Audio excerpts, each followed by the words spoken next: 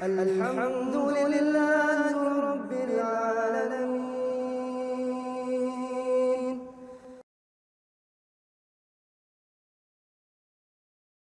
Wa ala alihi wa sahbihi wa man tabi'ahum bi ihsanin ila yaumiddin. Qala Allahu ta'ala fil Qur'anil Karim, ya ayyuhalladzina amanu taqullaha haqqa tuqatih wa la tamutunna illa wa antum muslimun. Ya ayyuhan nasu taqu rabbakumul ladzi khalaqakum min nafsin wahidah wa khalaqa minha zawjaha wa bassa minhuma rijalan katsiran wa nisaa'a wattaqullaha alladzi tasaaluna bihi wal arham innallaha kana 'alaikum raqiba. Ya ayyuhalladzina amanu taqullaha wa qulu qawlan sadida yuslih lakum a'malakum wa yaghfir lakum dhunubakum wa may yuti'illaha wa rasulahu faqad faza fawzan 'azima. Wa qala Rasulullah sallallahu alaihi wa ala alihi wasallam, fa inna asdaqal hadits kitabullah wa khairul hadi hadi Muhammadin sallallahu alaihi wasallam wa syarrul umuri muhdatsatuha wa kullu muhdatsatin bid'ah wa kullu bid'atin dhalalah wa kullu dhalalatin finnar. Ikhwani fiddin, a'azakumullah, Bapak Ibu hadirin jamaah yang dirahmati Allah Subhanahu wa taala. Syukur alhamdulillah, mari kita awali majelis di malam yang berbahagia ini dengan selalu memperbanyak syukur kehadrat Allah Subhanahu wa taala atas limpahan nikmat, atas limpahan karunia yang telah diberikan oleh Allah Subhanahu wa taala kepada kita, yang dengan nikmat dan karunia itu alhamdulillah di malam yang berbahagia ini kita dimudahkan oleh Allah Subhanahu wa taala bisa hadir berada dalam satu majelis yang tentunya kita berharap mudah-mudahan majelis di mana kita berada senantiasa mendatangkan rahmat dan ridho dari Allah Subhanahu wa taala. Amin. Salawat ma'assalam tak lupa senantiasa kita haturkan kepada Nabiullah Muhammad Rasulullah sallallahu alaihi wasallam, kepada keluarga beliau, sahabat-sahabat beliau dan umat beliau ila yaumil qiyamah. Mudah-mudahan kita termasuk bagian dari umat Rasulullah sallallahu alaihi wasallam yang istiqomah di atas sunnah yang pernah diajarkan oleh Rasulullah kepada umat ini. Ikhwani fiddin, azakumullah, Bapak Ibu hadirin jamaah yang dirahmati Allah Subhanahu wa taala. Kita akan lanjutkan pembahasan kita di dalam kitab A'lamus Sunnah Al-Mansurah. Pembahasan terakhir kita sudah menjelaskan makna iman kepada hari akhir dan perkara-perkara yang masuk dalam kategori hari akhir. Maknanya sudah dijelaskan oleh Imam Al-Hakami rahimahullah ta'ala, bagaimana kita membenarkan segala peristiwa yang ada kaitannya dengan hari akhir, termasuk peristiwa yang masuk dalam kategori hari akhir. Kemarin sudah kita sampaikan, diantaranya adalah iman dengan tanda-tanda hari kiamat dan peristiwa-peristiwa yang terjadi. Rasulullah SAW menyebutkan di dalam banyak riwayat bagaimana peristiwa terjadinya hari kiamat. Yang terpenting adalah ketika peristiwa itu muncul, Allah Subhanahu wa ta'ala sebutkan di dalam Al-Quran, iman salah seorang di antara manusia, iman salah seorang di antara hamba itu tidak bermanfaat manakala sebelumnya dia tidak beriman. Amal soleh yang dikerjakan oleh seorang hamba itu tidak bermanfaat manakala sebelumnya dia tidak mengerjakan amal soleh. Jadi ketika tanda-tanda kiamat itu sudah muncul, konsekuensi yang terjadi adalah hal tersebut. Karena itu jamaah sekalian, sebelum tanda-tanda kiamat itu muncul di hadapan kita, satu persatu akan disusul dengan tanda yang lain, maka hendaknya kita bersegera untuk melakukan kebaikan agar kebaikan itu nanti bermanfaat di hadapan Allah Subhanahu wa ta'ala. Hadis yang terakhir yang kita sampaikan terkait dengan kabar yang Rasulullah Shallallahu Alaihi Wasallam sebutkan berkaitan dengan hari kiamat. Bagaimana Allah Subhanahu wa ta'ala turunkan Nabiullah Isa alaihi salam, munculnya Dajjal laknatullah, kemudian keluarnya Ya'jud dan Ma'jud, dan berbagai macam peristiwa terkait dengan hari kiamat. Peristiwa tersebut tidak akan mungkin bisa diterima oleh akal. Peristiwa tersebut tidak akan mungkin dibenarkan oleh seorang hamba kecuali bagi hamba yang beriman kepada Allah Subhanahu wa ta'ala. Karena kalau kita lihat peristiwanya, Masya Allah jamaah sekalian, bagaimana mungkin akal bisa menerima Nabiullah Isa alaihi salam bakal ada di akhir zaman, sementara beliau Sallallahu alaihi wasallam atau beliau telah diangkat oleh Allah Subhanahu wa ta'ala di sisi Allah Subhanahu wa ta'ala, dan Rasul kabarkan bakal diturunkan di akhir zaman. Akal tidak akan mampu untuk menerimanya. Bagaimana mungkin Ya'jud dan Ma'jud yang oleh Al-Quran digambarkan Ya'jud dan Ma'jud itu dipenjara oleh Dzulkarnain dengan satu penjara sebagaimana yang dikehendaki oleh Allah Subhanahu wa ta'ala, dan tidak akan keluar, kata Rasulullah, kecuali di akhir zaman. Akal tidak akan mampu menerima. Kenapa? Karena memang makhluk itu memiliki keterbatasan. Tidak ada seorang makhluk pun yang kekal, tapi Allah berkehendak demikian. Maka yang bisa membenarkan peristiwa tersebut tidak ada yang dapat membenarkan kecuali iman yang ada pada diri seorang hamba. Nah, itu termasuk peristiwa yang masuk dalam kategori hari akhir. Kemudian peristiwa yang berikutnya jemaah sekalian, masuk dalam kategori hari akhir adalah disebutkan oleh Imam Al-Hakami rahimahullah ta'ala, wabil mauti wa ma ba'dihi min fitnatil qabri wa adzabihi wa naimihi, yaitu peristiwa al-maut. Jadi kematian itu termasuk dalam kategori hari akhir.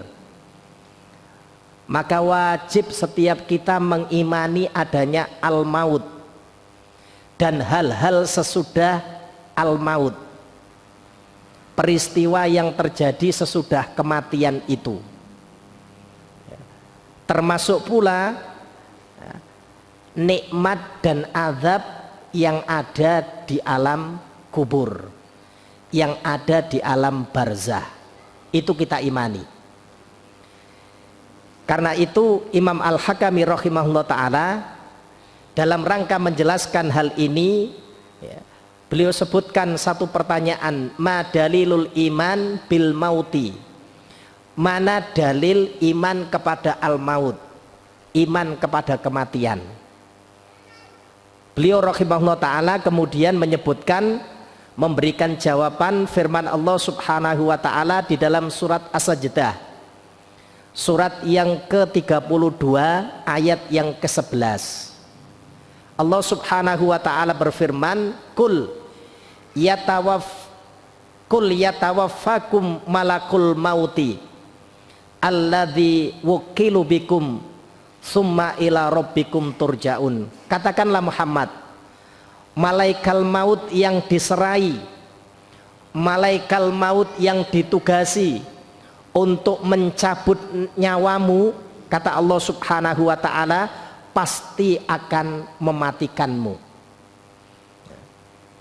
Dan ini nyata kebenarannya.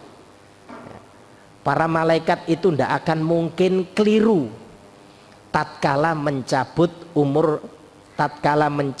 nyawa seorang hamba. Jika sudah waktunya, itu tidak bisa ditawar-tawar lagi, meskipun hamba tersebut bersembunyi di satu benteng yang amat kokoh.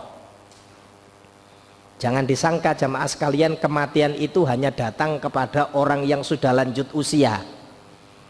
Berapa banyak orang yang lanjut usia umurnya justru lebih panjang daripada yang muda-muda.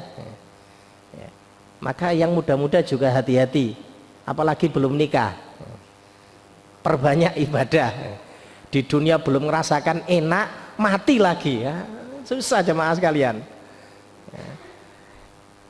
Itu yang belum nikah Ustadz. Bagaimana yang pengantin baru, Masya Allah, sakno anak ejek cilik. Maka bersegera kita, karena para malaikat itu tidak akan salah ketika mencabut umur seorang hamba, pasti akan dimatikan. Summa ila rabbikum turja'un, kemudian hanya kepada Tuhanmu lah kamu akan dikembalikan. Nah, ini dalil yang menunjukkan bahwasannya setiap kita akan kedatangan al-maut, kematian itu pasti datang.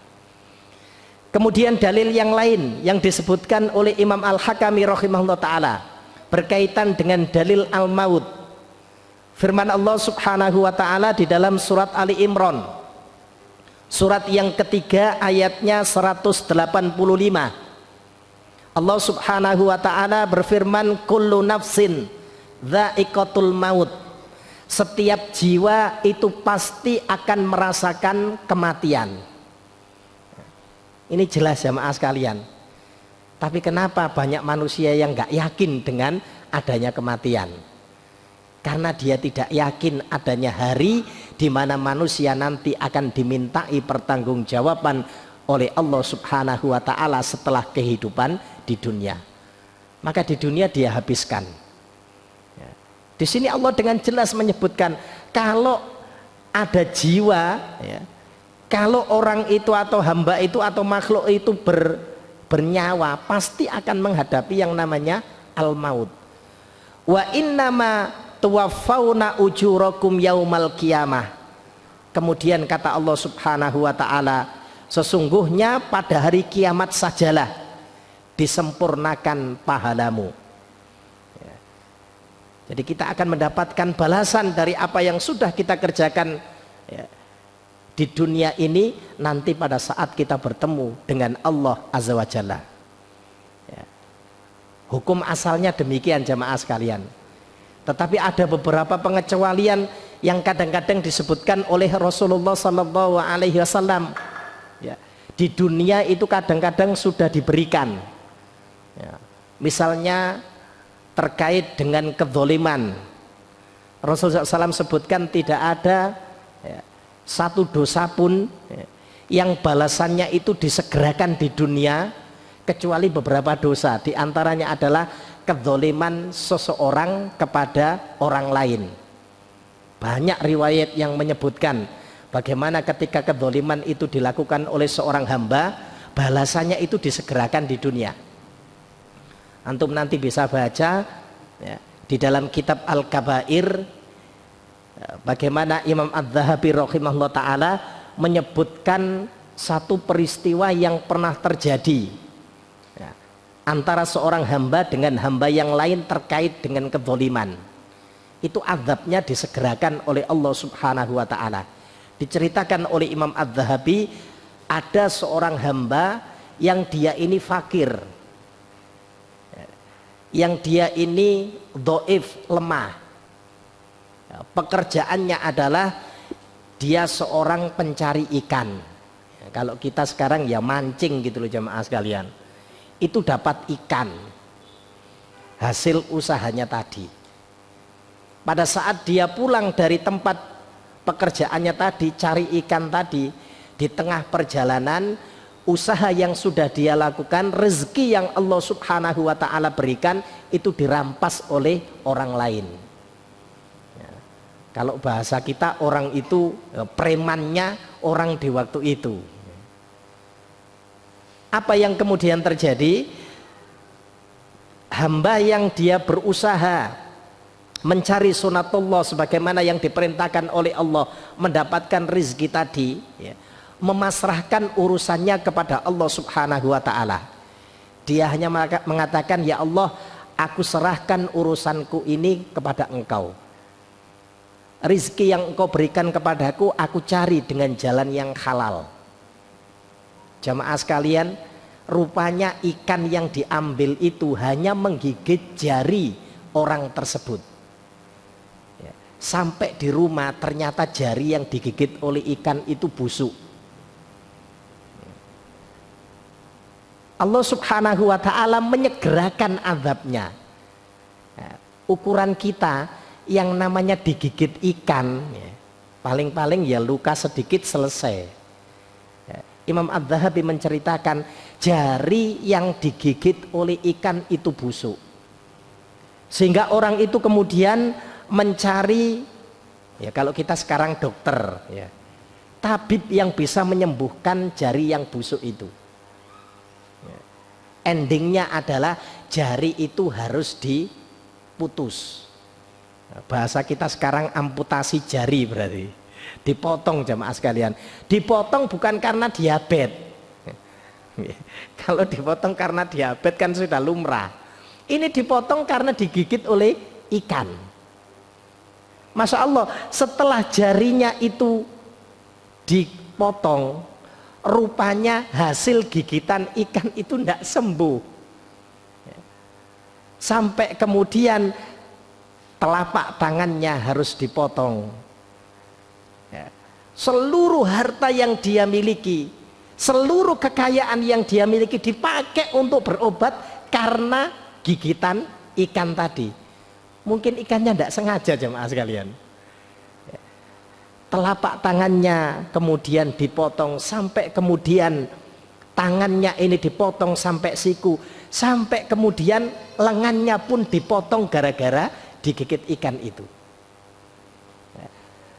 Harta yang dia miliki, kekayaan yang dia miliki tidak berguna sama sekali, tidak dapat menolong dirinya. Apa yang dilakukan oleh orang itu? Dia pun kemudian mencari seorang alim. Kenapa hal itu terjadi pada dirinya? Ya, betul kalau yang disebutkan oleh Imam Ibnu Qayyim rahimahullah ta'ala di dalam kitab Ad-Da' wad-Dawa, bahwasanya tidak ada satu musibah pun yang menimpa seorang hamba kecuali musibah itu disebabkan karena dosa yang pernah kita lakukan. Maka kalau kita ditimpa musibah, jamaah sekalian, jangan suudon kepada orang lain, apalagi suudon kepada Allah Subhanahu wa Ta'ala. Lihat dulu, barangkali di hari itu kita berbuat dosa, kita berbuat maksiat kepada Allah Subhanahu wa Ta'ala. Ketika orang itu mendatangi seorang alim, maka orang alim itu bertanya, pernahkah dalam kehidupanmu kamu berbuat zalim kepada seseorang? Ya, maka dia pun menceritakan asal muasalnya kenapa tangan atau jari sampai lengannya itu dipotong. Ya, kata orang alim tadi, seandainya di waktu engkau digigit ikan itu, kemudian minta penghalalan kepada orang yang engkau zalimi, tentu jari atau tanganmu tidak akan sampai dipotong. Ya. Kalau begitu gimana solusinya? Cari orang yang dahulu engkau berbuat zalim kepadanya, minta maaf atas peristiwa tersebut. Ini sudah terlanjur tangannya hilang, jemaah sekalian, baru ingat, ya, kalau dia pernah berbuat dosa, pernah berbuat kezaliman kepada orang lain. Maka dicari, jamaah sekalian, orang yang bersangkutan, orang yang fakir, yang dhaif tadi sudah lupa dengan kejadian tersebut. Wong dia memasrahkan urusannya kepada Allah Subhanahu wa Ta'ala. Dia ceritakan peristiwa yang terjadi pada dirinya. Ya, kata orang yang dhaif tadi, yang fakir tadi, aku sudah lupa peristiwa itu. Kalau memang kejadiannya seperti itu dan engkau meminta maaf dari apa yang engkau lakukan, sudah dari dulu aku memaafkan hal tersebut. Qadarullah, jamaah sekalian, ternyata hasil gigitan ikan itu setelah mendapatkan penghalalan dengan izin Allah Subhanahu wa taala, Allah berikan kesembuhan kepada orang itu. Tapi efek yang terjadi, harta yang dia miliki, kekayaan yang dia miliki, dunia yang dia simpan dihabiskan oleh Allah Subhanahu wa taala karena kezaliman yang dia kerjakan. Jadi hukum asalnya setiap yang kita kerjakan di dunia ini bakal disempurnakan oleh Allah Subhanahu wa taala balasannya pada hari kiamat nanti. Tetapi ada memang beberapa hal yang disegerakan oleh Allah Subhanahu wa taala, baik itu berupa kebaikan ataupun berupa maksiat yang dikerjakan oleh seorang hamba. Maka kemudian dilanjutkan oleh Allah di dalam surat Ali Imran, faman zuhziha anin nari wa udkhilul jannah faqad faza. Barang siapa, kata Allah Subhanahu wa taala, yang dijauhkan dari neraka kemudian dimasukkan oleh Allah Subhanahu wa taala ke dalam surga, faqad faza, orang itu menang, orang itu mendapatkan keberuntungan. Wa mal hayatud dunya illa mataul ghurur, dan tidaklah kehidupan dunia ini melainkan kesenangan yang memperdayakan. Ini dalil yang dinukil oleh Imam Al-Hakami rahimahullah ta'ala berkaitan dengan al-maut. Setiap jiwa itu pasti akan merasakan kematian. Maka sebelum kematian itu datang, jamaah sekalian, kita perbaiki diri kita. Kita perbaiki hubungan kita dengan Allah Subhanahu wa ta'ala. Kita jaga syariat Allah Subhanahu wa ta'ala, insya Allah itu akan mendatangkan kebaikan bagi diri kita.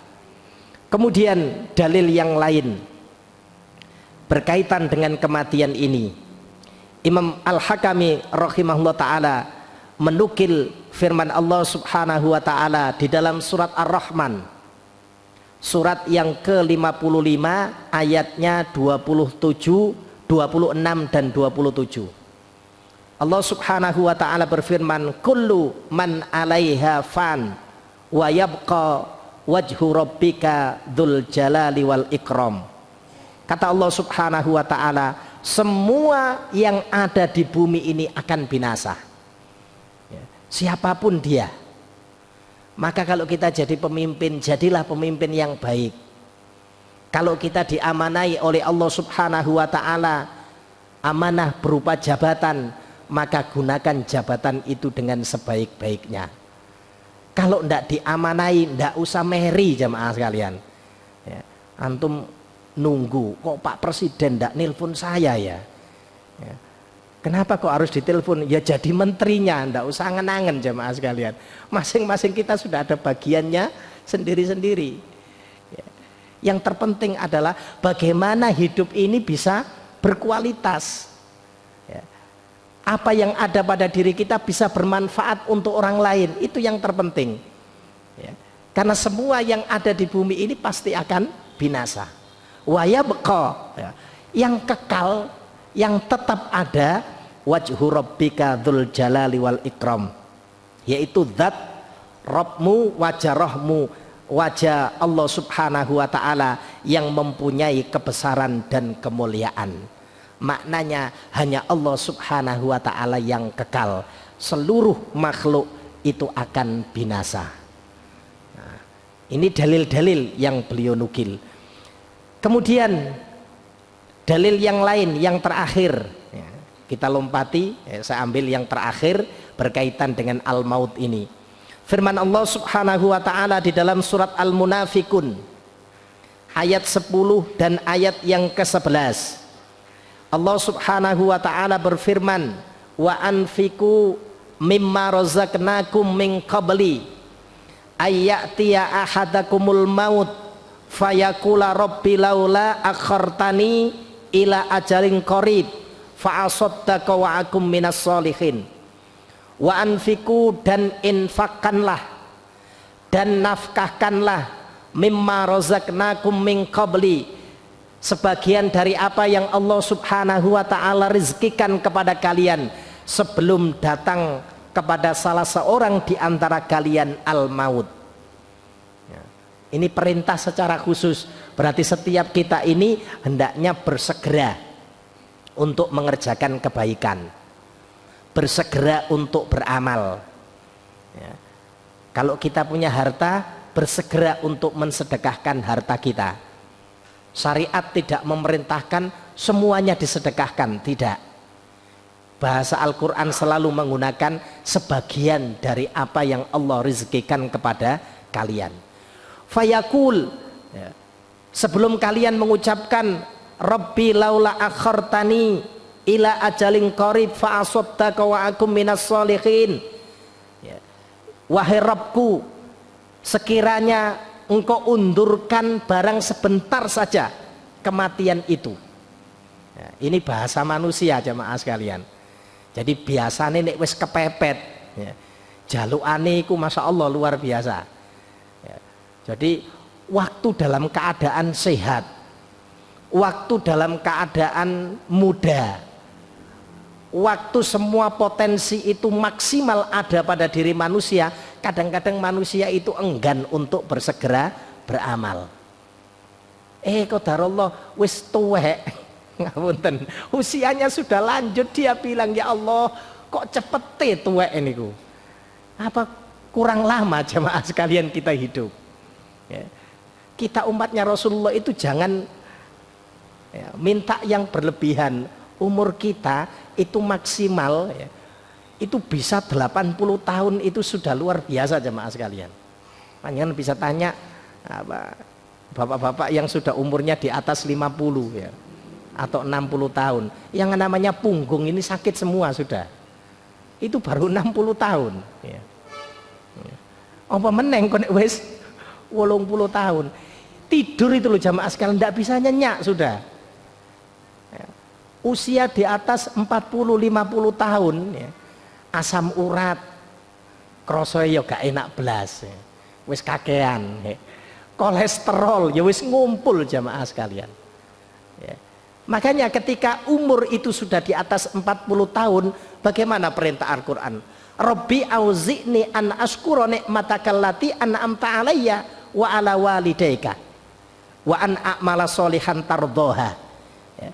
Orang yang umurnya 40 tahun, ya tardhahu ya, umurnya 40 tahun itu diminta oleh Allah untuk berdoa, Rabbi auzi'ni, ya Allah, minta jadikan aku ya Allah sebagai hamba yang bisa mensyukuri segala nikmat yang engkau berikan kepadaku dan nikmat yang telah engkau berikan kepada kedua orang tuaku.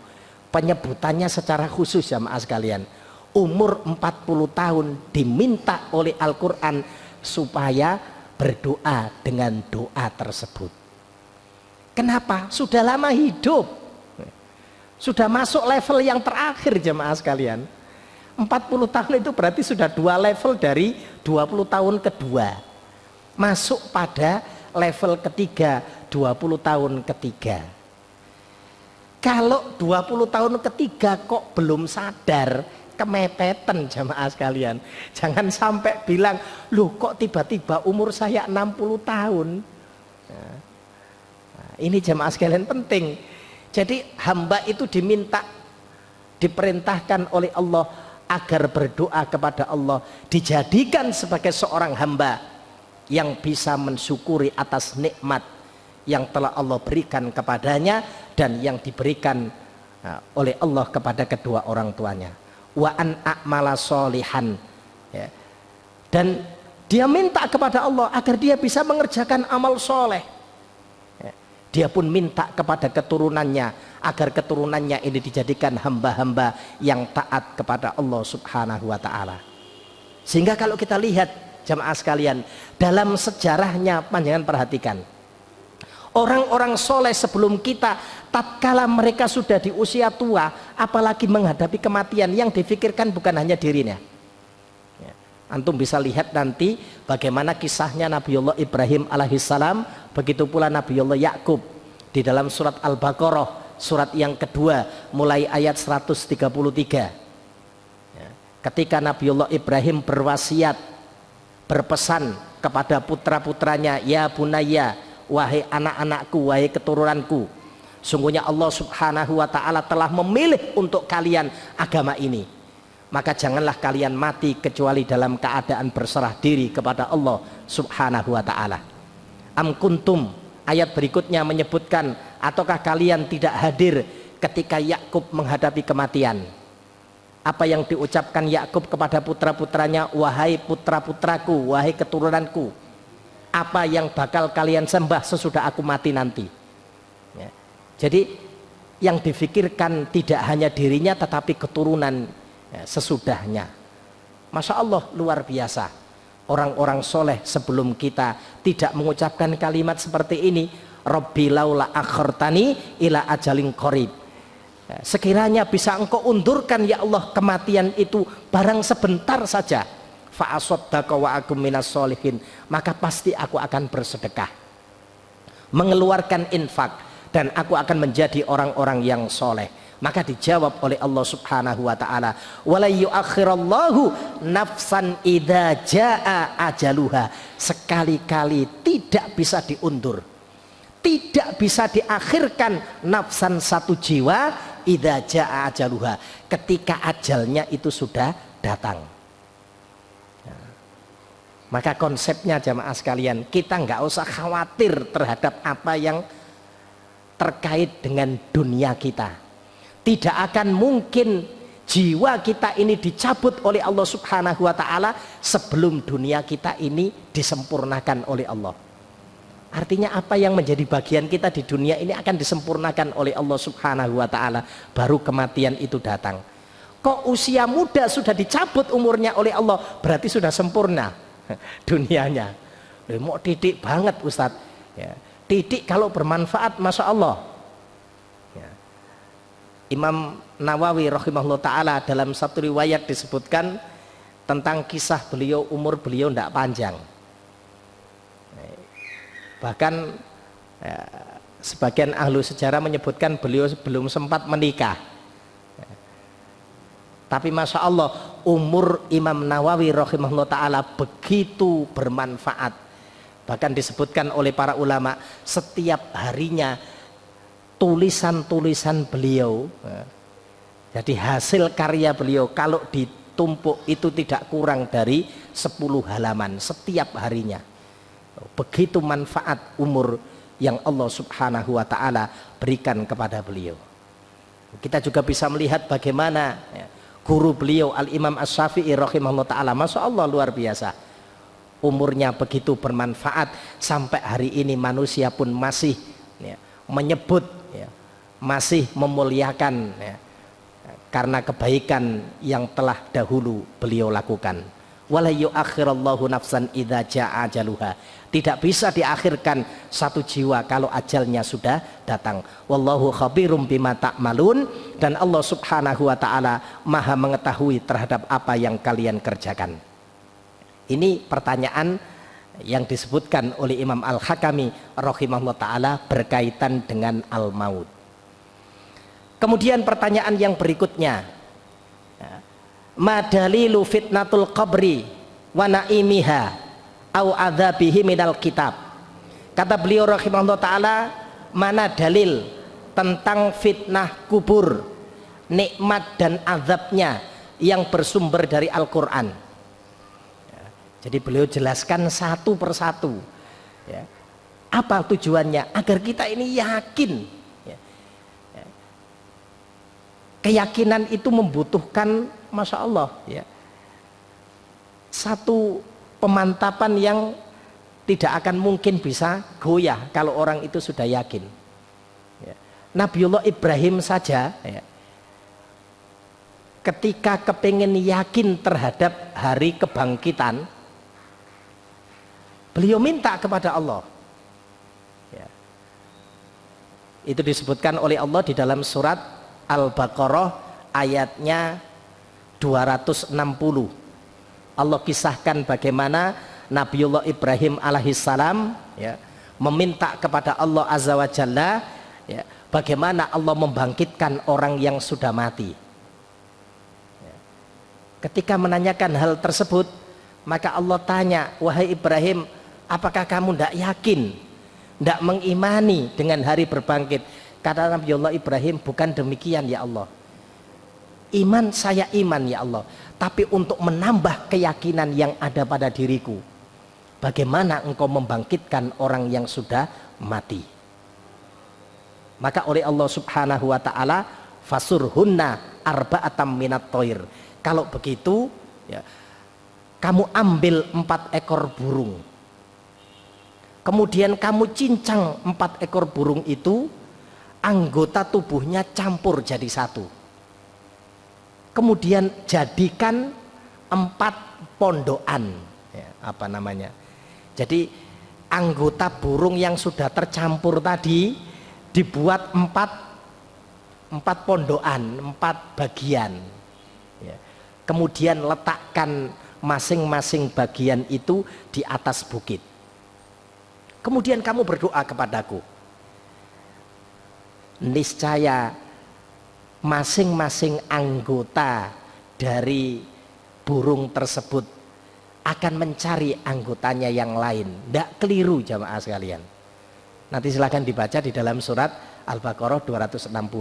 Masing-masing bagiannya akan cari cekere burung yang satu, tidak akan keliru dengan cekere burung yang lain. Dia akan cari anggotanya sendiri-sendiri.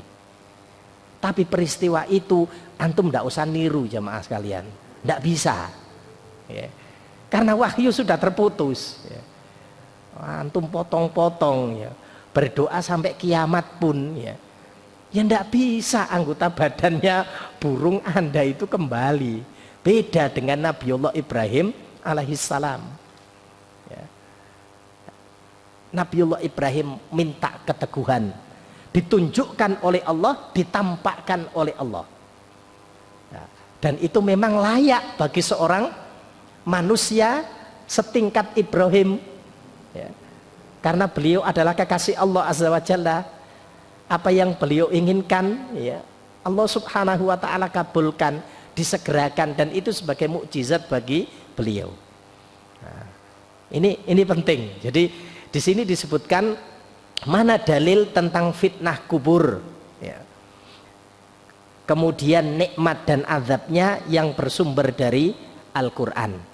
Maka beliau rahimahullah ta'ala kemudian menukil firman Allah subhanahu wa ta'ala di dalam surat Al-Mu'minun, surat yang ke-23 ayat yang ke-99 sampai ayat yang ke-100. Allah subhanahu wa ta'ala berfirman, hatta idza jaa ahadahumul mautu qala rabbirji'un la'alli a'malu solihan fima taraktu kalla innaha kalimatun huwa qailuha wa min waraihim barzakhun ila yaumi yub'atsun. Demikianlah perkataan orang-orang kafir, kata Allah, hingga tatkala datang kematian salah seorang di antara mereka ya. Mereka berkata, Rabbirji'un, wahai Tuhanku, kembalikan diriku ke dunia, la'alli a'malu solihan ya, agar aku bisa berbuat amal soleh, fima taraktu, yang dahulu aku tinggalkan. Kenapa jamaah sekalian orang-orang kafir kok minta dikembalikan ke dunia untuk mengerjakan amal soleh? Karena ketika di alam barzah, berdasarkan kabar yang disampaikan oleh Rasulullah ya, di alam kubur seseorang itu sudah ditampakkan tempat duduknya di surga atau di neraka ya. Seorang hamba itu sudah mengetahui dia bakal mendapatkan kenikmatan atau mendapatkan azab sesudah melewati alam kubur itu. Makanya dia minta kepada Allah, kalau di alam kubur itu tidak ada fitnah, di alam kubur itu tidak ada azab, tidak ada nikmat, maka orang-orang kafir tidak akan minta kepada Allah subhanahu wa ta'ala agar mereka dikembalikan ke dunia. Tujuannya hanya satu, la'alli a'malu solihan fima taraktu, agar aku ya Allah bisa mengerjakan amal soleh yang dahulu aku tinggalkan. Kalla, kata Allah Subhanahu wa taala, innaha kalimatun huwa qailuha, sekali-kali tidak. Sesungguhnya itu hanya perkataan yang kau ucapkan saja. Maksudnya Allah Subhanahu wa taala, sekiranya dia dikembalikan ke dunia, dia tidak akan mengerjakan amal soleh. Kehidupan dunia melalaikan dia. Wa min waraihim barzakhun ila yaumi yub'atsun, kata Allah Subhanahu wa taala, dan di hadapan mereka ada dinding ya, sampai hari berbangkit itu ya, terjadi, sampai hari berbangkit itu ya, ada di apa namanya, didatangkan oleh Allah Subhanahu wa taala. Ini dalil pertama jemaah sekalian. Nah, maka kita juga bisa mendapati orang-orang yang taat kepada Allah Subhanahu wa taala dan tatkala mendapatkan nikmat, ya, misalnya orang yang mati syahid, di dalam satu riwayat orang yang mati syahid ya, setelah mereka diberikan banyak nikmat oleh Allah ya, ditanya oleh Allah, apa yang engkau inginkan ya, kata hamba-hamba yang mati syahid ya, mereka yang syuhada ya, mereka mengatakan, apalagi ya Allah yang kami inginkan, semua yang kami inginkan sudah engkau penuhi ya Allah ya. Diulangi lagi oleh Allah Subhanahu wa taala, apa yang engkau inginkan, sampai pertanyaan itu 3 kali. Nah, apa kata mereka yang mati di jalan Allah Subhanahu wa taala sebagai seorang syuhada? Kembalikan lagi kami ya Allah ke dunia agar kami bisa mengerjakan amal soleh ya, sehingga kami akan mendapatkan kenikmatan sebagaimana yang kami rasakan ya. Jadi orang-orang kafir tahu azab yang bakal mereka hadapi. Di alam barzah mereka sudah menghadapi, disiapkan azab. Mereka tahu keadaan itu sehingga mereka minta dikembalikan ke dunia. Begitu pula orang-orang yang taat kepada Allah Subhanahu wa taala, berbagai nikmat yang mereka rasakan ya, sehingga ketika mereka diberikan kesempatan, mereka kepingin ya, berbuat baik kepada Allah sehingga mati sebagai seorang syuhada lagi ya. Ini apa namanya, dalil yang pertama. Dalil yang kedua tentang fitnah kubur, nikmat dan azabnya, yang bersumber dari Al-Quran.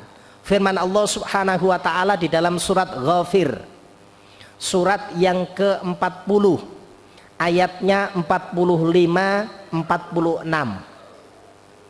Pada potongan ayat, wa haqa bi ali fir'auna su'al adzab ya, Fir'aun dan para pengikutnya itu dikepung oleh azab yang menghinakan.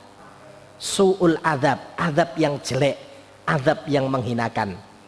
An-naru yu'raduna 'alaiha ghuduwa wa asiyah wa yauma taqumus sa'ah adkhilu ala fir'auna asaddal azab. Ditampakkan, kata Allah, yu'raduna, tempat duduk Fir'aun dan pengikutnya di waktu pagi dan di waktu petang. Wa yauma taqumus saah, dan nanti pada hari kiamat ya, berarti ini ada 2 peristiwa.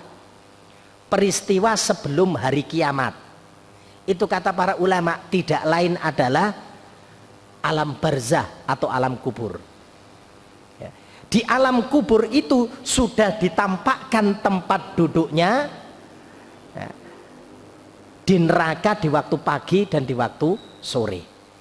Ini yang dijadikan dalil oleh para ulama sunnah, bahwasannya dalil terkait dengan nikmat dan azab kubur derajatnya tidak ahad tapi mutawatir.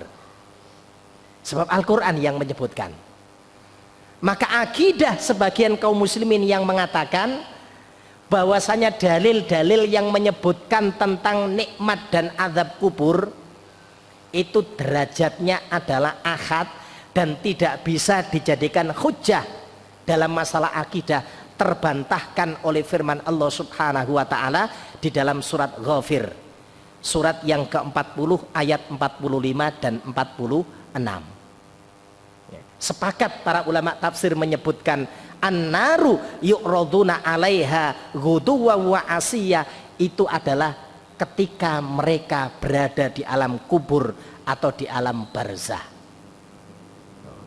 Sebab lanjutan ayatnya wa yauma taqumus saah, dan pada hari kiamat nanti adkhilu ila fir'auna, masukkan Fir'aun dan pengikutnya asaddal azab, kepada azab yang amat pedih.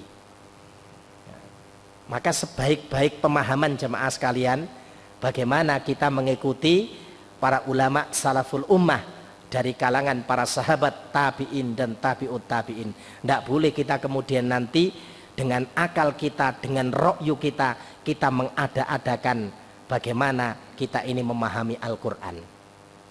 Kalau kita ada-adakan, Masya Allah, ada 1000 orang, maka penafsirannya nanti akan ada 1000. Rusak agama ini. Karena itu Rasul di dalam satu riwayat juga sudah membatasi. Jadi barang siapa yang memaknai Al-Quran ini biro'yihi, berdasarkan pendapatnya sendiri, falyatabawwa, siap-siap dia menempati tempat duduknya dari api neraka. Maka tidak boleh jamaah sekalian, kita harus mengikuti bagaimana para salaful ummah ini memahami firman Allah Subhanahu wa ta'ala. Jadi jelas kalau demikian, kalau ada akidah yang menyebutkan bahwasannya nikmat dan azab kubur, dalil-dalilnya itu derajatnya ahad dan tidak bisa dijadikan dalil dalam masalah akidah, maka itu terbantahkan oleh firman Allah Subhanahu wa ta'ala di dalam surat Ghafir, yaitu surat yang ke-40 ayatnya 45 dan 46. Kemudian yang berikutnya jemaah sekalian, termasuk dalil, diadani dulu ya. Fadol diadani dulu untuk Isya, nanti kita lanjutkan. Baik ikhwan fillah azakumullah, kita lanjutkan pada dalil yang berikutnya ya, tentang fitnah kubur, nikmat dan azabnya, dalil yang bersumber dari Al-Quran. Dalil yang terakhir yang dinukil oleh Imam Al-Hakami rahimahullah ta'ala adalah firman Allah Subhanahu wa ta'ala di dalam surat Al-An'am, surat yang ke-6 ayat 93. Allah Subhanahu wa ta'ala berfirman, walau taro idid dhalimuna fi ghamaratil maut, sekiranya kalian melihat, yaitu tatkala orang-orang zalim itu menghadapi sakaratul maut, wal malaikatu basitu aidihim, dan para malaikat itu memukulkan tangannya kepada mereka, akhriju anfusakum, keluar nyawamu, keluarlah jiwamu, al yauma, pada hari ini, tujzauna adzabal huni, kamu akan mendapatkan balasan berupa azab yang menghinakan. Proses kematian berupa fitnah dan azab di alam barzah. Jadi orang-orang yang zalim, Allah Subhanahu wa ta'ala sebutkan bagaimana para malaikat itu memaksa memberikan azab atas perbuatan yang telah mereka kerjakan. Maka sesungguhnya ikhwani fiddin azakumullah, dalil-dalil ini sudah cukup menjadi alasan bagi kita agar kita ini menjadi orang-orang yang taat kepada Allah. Di majelis ini insya Allah kita pernah membacakan atau mengkisahkan kisahnya seorang alim, yaitu Fudail bin Iyad rahimahullah ta'ala. Bagaimana Fudail bin Iyad sebelum hidayah itu datang kepadanya. Diceritakan di dalam kisahnya bahwasanya beliau ini dahulu adalah orang yang suka berbuat kemaksiatan. Beliau dikenal sebagai seorang perampok di zaman itu. Tapi kemudian hidayah datang kepada Al-Imam Fudail bin Iyad rahimahullah ta'ala. Sehingga para ulama ketika menjelaskan firman Allah subhanahu wa ta'ala di dalam surat Al-Hadid, surat yang ke-57 ayat yang ke-16, sebagian mereka ada yang membawakan dalil berkaitan dengan kisahnya Fudail bin Iyad rahimahullah ta'ala. Alam yakni lilladzina amanu an taqsa'a qulubuhum lidzikrillah wa ma nazala minal haqqi, ya, au kama qol, dan seterusnya. Ya. Di situ disebutkan oleh Allah Subhanahu wa taala, apakah belum datang waktunya, ya, kepada orang-orang yang beriman agar hati mereka itu takut kepada Allah dan tunduk terhadap kebenaran yang telah Allah turunkan, yaitu Al-Qur'anul Karim. Kenapa itu dijadikan dalil oleh sebagian para mufassir tentang kisahnya Fudail bin Iyad? Karena di awal sebelum mendapatkan hidayah, Fudail bin Iyad ini Masya Allah, ya, beliau ini orang yang berbuat maksiat kedurhakaan kepada Allah. Sampai ada satu peristiwa yang terjadi pada diri beliau. Beliau itu menginginkan seorang wanita, ya, maka keinginan harus terpenuhi. Apa yang dilakukan oleh Fudail bin Iyad, dia melompati pagar rumah milik wanita tersebut, kemudian masuk ke dalam rumahnya. Saat masuk ke dalam rumah wanita tersebut, ternyata wanita itu sedang membaca firman Allah Subhanahu wa ta'ala di dalam surat Al-Hadid surat 57 ayat yang ke-16. Alam yakni lilladzina amanu an taqsa'a qulubuhum lidzikrillah. Apakah belum datang waktunya bagi orang-orang yang beriman agar hati mereka itu tunduk takut kepada Allah? Maka dijawab oleh Al-Imam Fudail bin Iyad rahimahullah ta'ala, sudah tiba waktunya ya Allah. Keinginan yang jelek tadi beliau tinggalkan, ya. Lebih down lagi keadaan beliau pada saat Fudail bin Iyad ini sedang duduk, ya. Jadi meninggalkan rumah wanita itu, duduk di tempat mana beliau biasa merampok harta milik manusia. Ternyata lewat beberapa saudagar yang mengatakan jangan lewat jalan itu, karena di tempat itu ada seorang perampok namanya Fudail bin Iyad. Semakin down beliau keadaannya. Akhirnya dengan taubatan nasuha beliau meninggalkan keburukan atau jalan yang pernah dahulu beliau lakukan. Beliau hijrah pergi ke kota Mekah untuk belajar agama Allah Subhanahu wa ta'ala, yang di kemudian hari beliau kemudian menjadi seorang ulama besar di zaman itu. Nah, ini apa namanya, banyak kisah yang menyebutkan betapa, ya, sesungguhnya ketika kita memahami dengan benar agama Allah Subhanahu wa ta'ala, insya Allah azab yang menghinakan itu tidak akan sampai kepada diri kita. Ini Allah jelaskan di dalam surat Al-An'am ayat 93. Kemudian pertanyaan yang berikutnya jamaah sekalian, dilanjutkan oleh Imam Al-Hakami dalam rangka menjelaskan terkait dengan fitnah kubur, nikmat dan azabnya. Ma dalilu dzalik minas sunnah. Mana dalil tentang fitnah kubur, nikmat dan azabnya yang bersumber dari as-sunnah. Beliau rahimahullah ta'ala kemudian menukil sabda Rasulullah sallallahu alaihi wasallam yang diriwayatkan oleh Imam Ahmad terkait dengan peristiwa yang ada di alam kubur. Dari sahabat Anas bin Malik radhiyallahu anna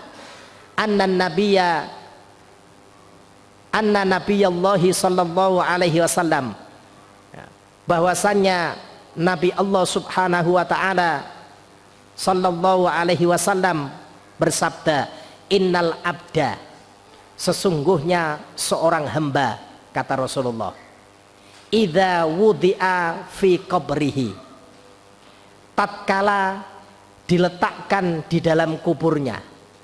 Setiap kita jemaah sekalian, ya, maka kalau sudah diletakkan ya tidak bisa bangkit jemaah sekalian.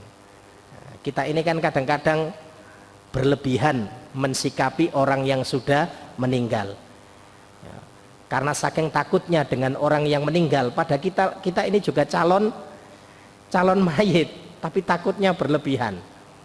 Ya.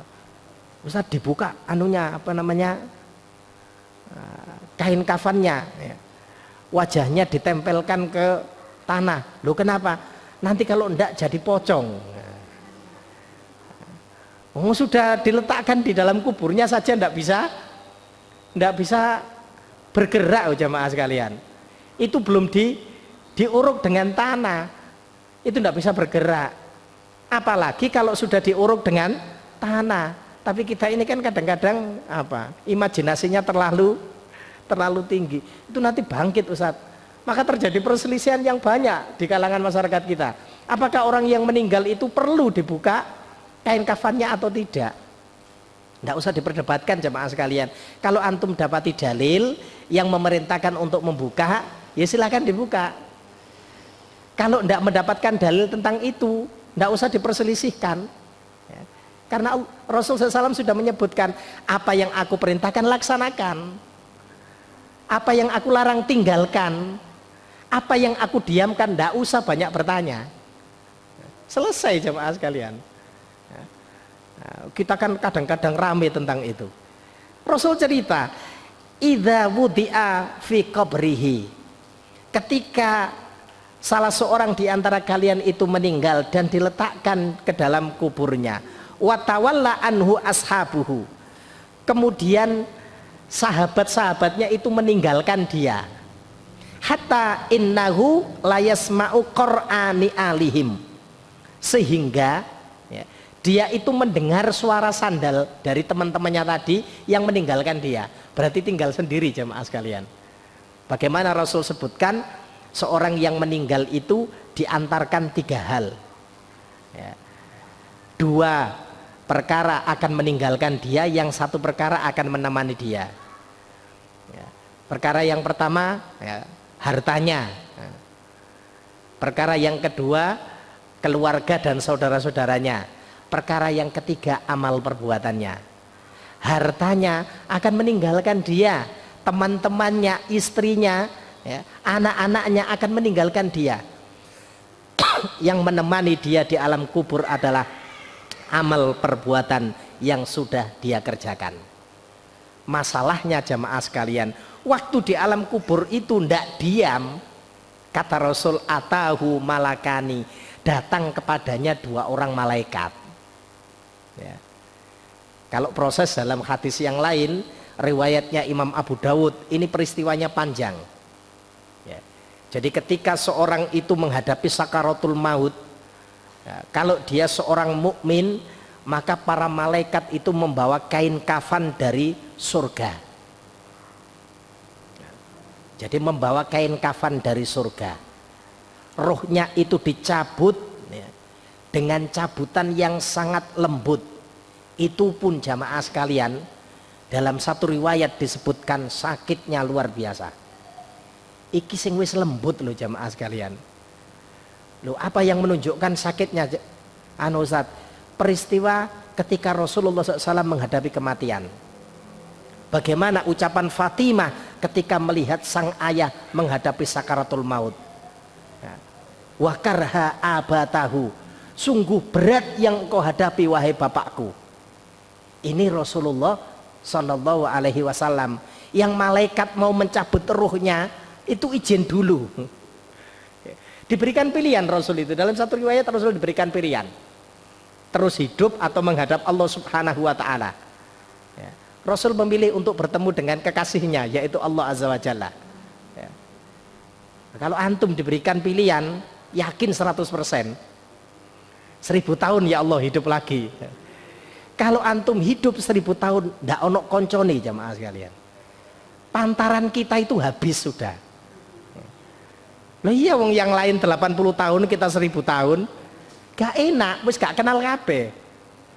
Oh, itu anake, oh wis gak kenal jamaah sekalian, berapa generasi sudah.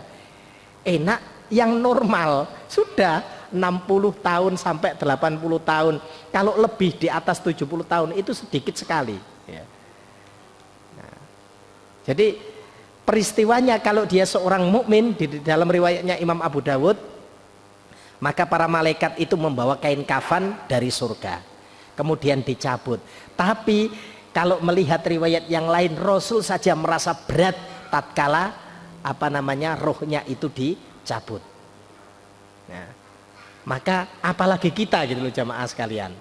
Nah, setelah ruh itu dicabut, maka dengan segera para malaikat itu meletakkan ruh itu pada kain kafan yang sudah dibawa. Kemudian dihadapkan menghadap Allah Azza wa Jalla. Tidaklah melewati setiap tingkatan langit, melainkan para malaikat bertanya, ruhnya siapa ini?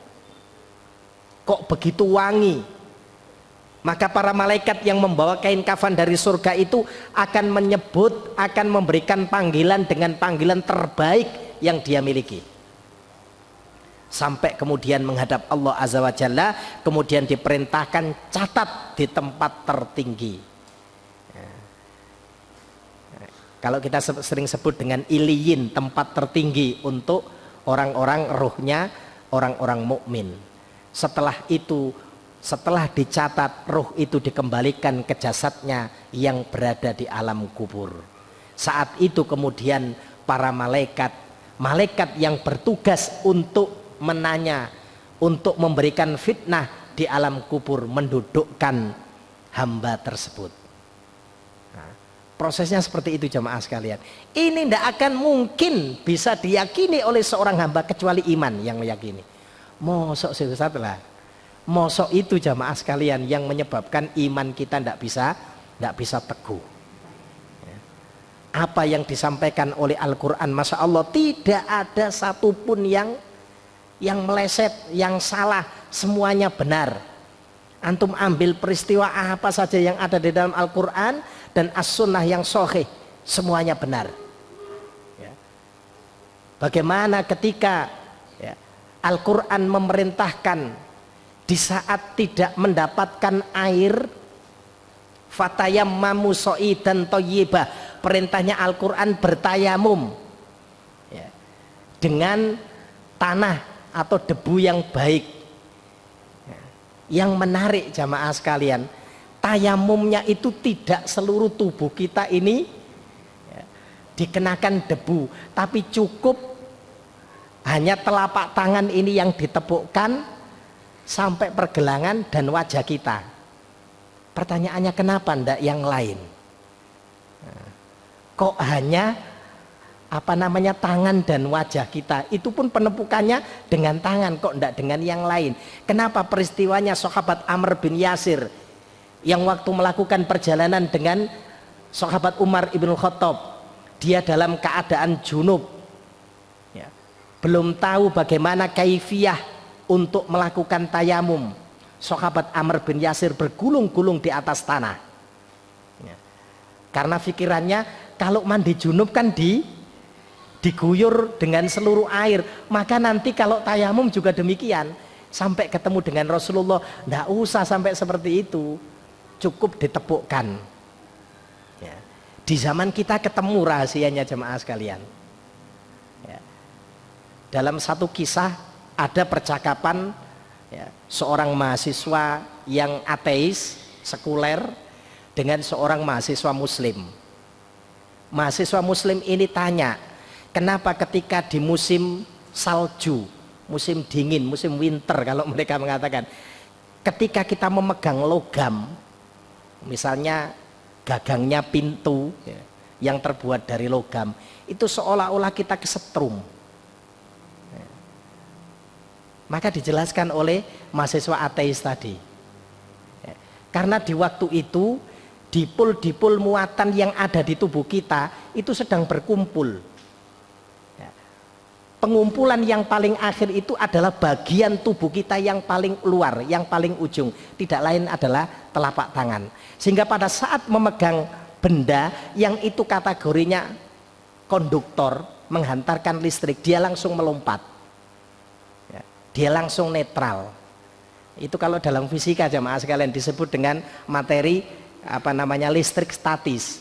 Sama dengan antum pakai penggaris itu digosok-gosokkan di rambut, kemudian kita merobek-robek kertas yang kecil, kemudian kita dekatkan seolah-olah ada magnetnya yang narik, itu listrik statis. Begitu pula pada saat kita tidak mendapatkan air, maka dipul muatan yang ada di tubuh kita itu ngumpul jadi satu, dan kalau ditepukkan ke debu, ya, ke tanah tadi menjadi netral. Kata mahasiswa muslim tadi, saya sudah melaksanakan perintah Allah dan Rasulnya itu semenjak saya kecil. Bagaimana tata cara tayamum, tapi baru terungkap oleh dunia teknologi setelah sudah maju seperti ini. Artinya apa jamaah sekalian? Seluruh yang Allah subhanahu wa ta'ala kabarkan di dalam Al-Quran dan disebutkan oleh Rasulullah di dalam hadis, kebenarannya mutlak. Bukan berarti sains tadi atau ilmiah tadi sebagai tafsiran dari Al-Quran, tapi itu menunjukkan bahwasanya Al-Quran itu adalah mukjizat. Benar semua jamaah sekalian. Bagaimana pula ketika seorang Yahudi mempertanyakan kenapa wanita yang ditinggal mati oleh suaminya masa idahnya itu 3 kali masa suci, kok harus 3 bulan, kok enggak sebulan saja. Itu terungkap di zaman ketika kita sudah modern. Silahkan nanti dibaca bagaimana ilmu pengetahuan berbicara tentang masalah itu. Ternyata disebutkan setiap suami pada saat mengumpuli istri, kumpul dengan istrinya, itu rekam jejak suami itu nempel di tubuh istrinya. Rekam jejak itu tidak akan hilang kecuali dalam masa sekian bulan, 3 kali masa suci. Diteliti luar biasa jamaah sekalian, dan ini penting menunjukkan bahwasannya wahyu yang Allah subhanahu wa ta'ala turunkan di dalam Al-Quran itu kebenarannya mutlak. Itu menunjukkan Al-Quran dan As-Sunnah itu adalah mukjizat. Kita kembali kepada pembahasan ini. Atahu malakani, maka datang kepadanya 2 orang malaikat, fayuk idanihi, para malaikat itu mendudukkan dia. Kemudian salah satu pertanyaan yang disampaikan, fayakulani, kedua malaikat itu bertanya, ma kunta taqulu fi hadhihi rajuli li Muhammadin sallallahu alaihi wasallam. Apa yang kamu ketahui, apa yang kamu ucapkan tentang laki-laki ini, yaitu Muhammad sallallahu alaihi wasallam.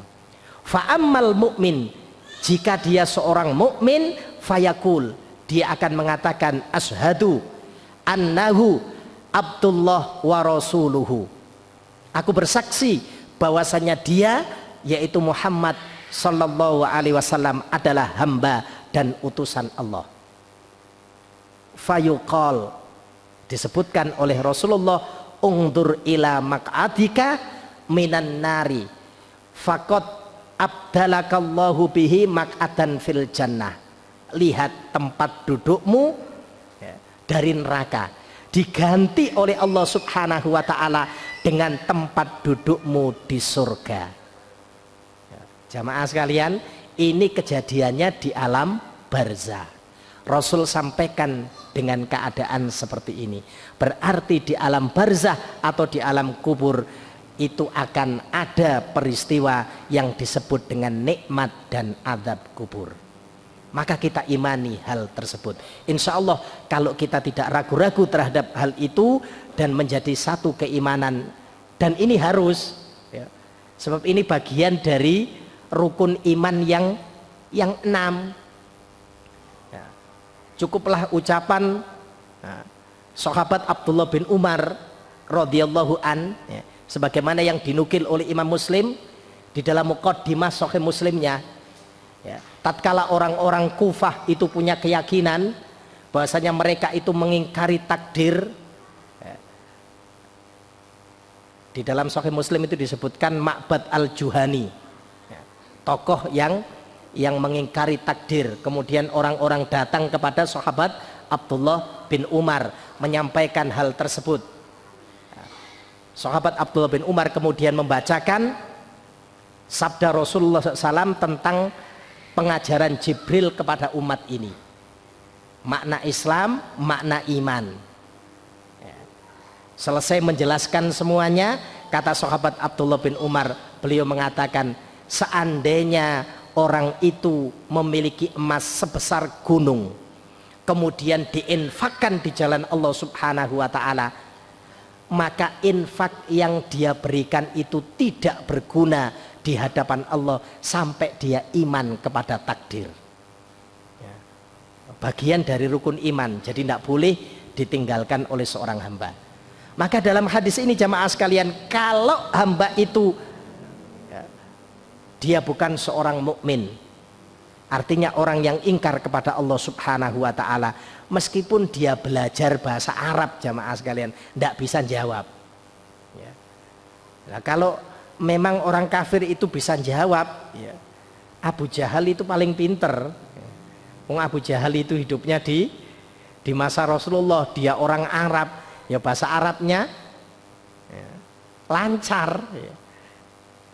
Nah, sementara kita bukan orang Arab ya.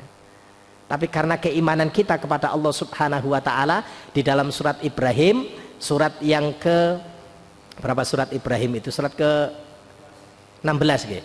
14 ayat yang ke-27 Allah Ta'ala itu sebutkan, yusabbitullahu alladhina amanu bil qauli tsabit fil hayati dunya wa fil akhirah. Allah bakal teguhkan, itu janji Allah, Allah bakal teguhkan bil qauli tsabit, dengan ucapan yang teguh. Para ulama khilaf apa yang dimaksud ucapan teguh.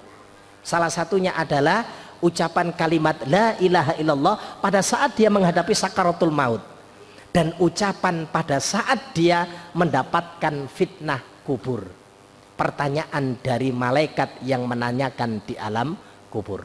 Itu jamaah sekalian beberapa hal yang bisa kita sampaikan terkait dengan peristiwa-peristiwa yang masuk dalam kategori iman kepada hari akhir. Insya Allah pada pertemuan berikutnya akan kita lanjutkan pada peristiwa-peristiwa yang lain yang masih masuk dalam kategori yaumul akhir. Mudah-mudahan apa yang kita sampaikan bermanfaat. Kita tutup dengan doa kafaratul majlis. Subhanaka Allahumma wa bihamdika asyhadu an la ilaha illa anta astaghfiruka wa atubu ilaik. Wa akhiru da'wana anil hamdulillahi rabbil alamin. Billahi taufiq wal hidayah. Assalamualaikum warahmatullahi wabarakatuh.